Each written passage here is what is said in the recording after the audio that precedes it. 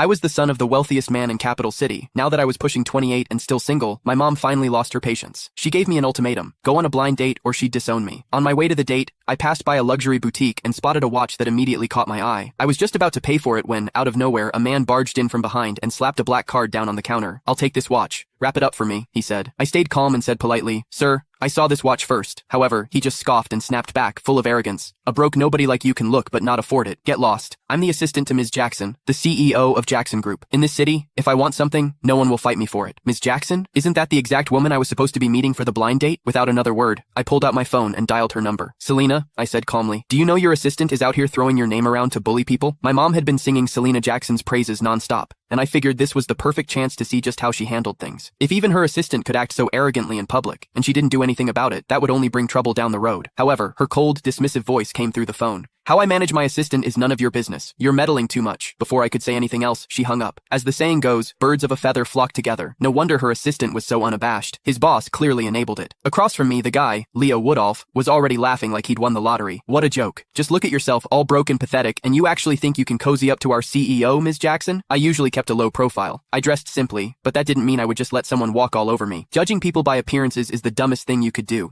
I said calmly. "I'd suggest you watch your mouth, or you're going to regret it." However, I wasn't about to waste any more words on a clown like him. I reached into my bag, pulled out a card, and handed it to the sales associate for her to ring up the watch for me. The associate looked at my card, then at Leo, clearly hesitant. She froze, not knowing what to do. Leo just laughed louder. "You low-life piece of trash. Are you still trying to act like you're somebody? This entire mall belongs to the Jacksons. If I don't give the word, you can't even buy a single screw in here." Then, with a smug grin, he yanked the card from my hand and flung it toward the entrance. "Waving around some cheap-ass card thinking you're hot shit? I'm not falling for it. Get lost." In all my life, no one had ever dared to humiliate me like that. Leo had seriously crossed a line. Without another word, I grabbed his arm in one swift motion and dragged him to the front of the store. My voice dropped cold as ice as I ordered, "Pick up my card." The salesgirls in the store stared in shock. "Oh my god, did he really just say that to Mr. Woodolph? Is he crazy?" "Mr. Woodolph is Mrs. Jackson's right-hand man. Offending him is the same as offending her." One of the employees tried to talk me down. "Sir, it's just a watch. It's not worth angering the Jackson Group over this. Please, just let him go." "Yeah, you should apologize to Mr. Woodolph while you still can. Beg for forgiveness. It might not be too late." Leo, clearly feeding off the attention, yanked his arm away and shouted, "You worthless trash!